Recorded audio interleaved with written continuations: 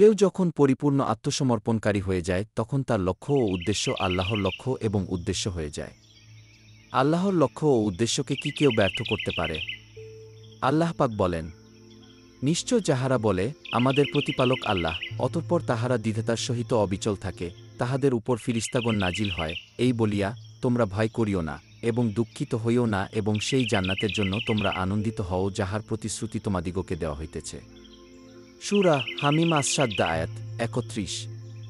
রাসূলুল্লাহ সাল্লাল্লাহু আলাইহি ওয়াসাল্লাম বলেছেন, আল্লাহ তাআলা বলেন, যে ব্যক্তি আমার কোনো বন্ধু ওলি এর সাথে শত্রুতা করে, আমি তার বিরুদ্ধে যুদ্ধ ঘোষণা করি।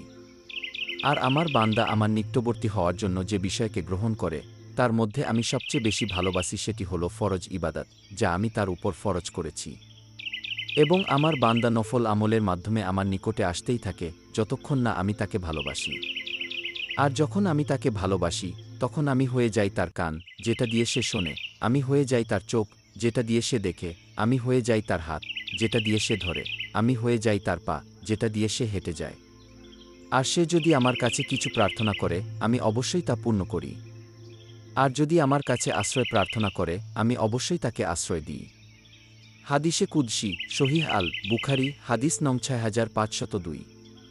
হজরত মির্জা গোলাম আহমদ কাদিয়ানী আলাইহিস সালাম লিখেছেন, তোমরা যদি খোদার নিকট আত্মসমর্পণ করো, তবে নিশ্চয় জেনো যে খোদা তোমাদেরই। তোমরা নিদ্রাভিভূত থাকবে এবং খোদা তোমাদের জন্য জাগ্রত থাকবেন। তোমরা শত্রু হতে সম্পূর্ণ অজ্ঞ থাকবে, কিন্তু খোদা তার উপর দৃষ্টি রাখবেন এবং তার ষড়যন্ত্রকে ব্যর্থ করে দিবেন।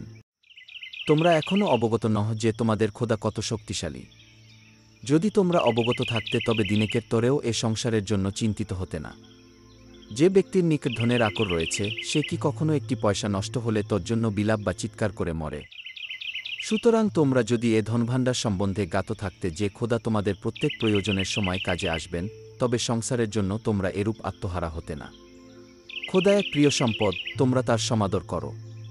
প্রত্যেক পদে পদে তিনিই তোমাদের সহায়ক। তিনি ব্যতিরেকে তোমরা কোনো কিছুই নহ এবং তোমাদের পার্থিব উপকরণ এবং প্রচেষ্টা কিছুই নহে। অন্যান্য জাতির অনুকরণ করো না যারা সম্পূর্ণরূপে পার্থিব উপকরণের উপর নির্ভরশীল এবং সর্প যেরূপ মৃত্তিকা ভক্ষণ করে, তারাও তদ্রূপ হয়ে পার্থিব উপকরণের মৃত্তিকা ভক্ষণ করছে। শূকর বা কুকুর যেভাবে সব ভক্ষণে ব্যস্ত, তারাও তদ্রূপ সব ভক্ষণে ব্যস্ত। তারা খোদা থেকে দূরে সরে পড়েছে। কিশতিয়ে নূহ, পৃষ্ঠা ১৫। আলোচ্য বিষয়ের সারসংক্ষেপ এই যে, মানুষের কর্মফল হচ্ছে প্রকৃতপক্ষে আল্লাহ পাকের পবিত্র প্রতিশ্রুতির বাস্তবায়ন। আর আল্লাহ পাকের প্রতিশ্রুতি পূরণে কেউ বাধা হতে পারে না।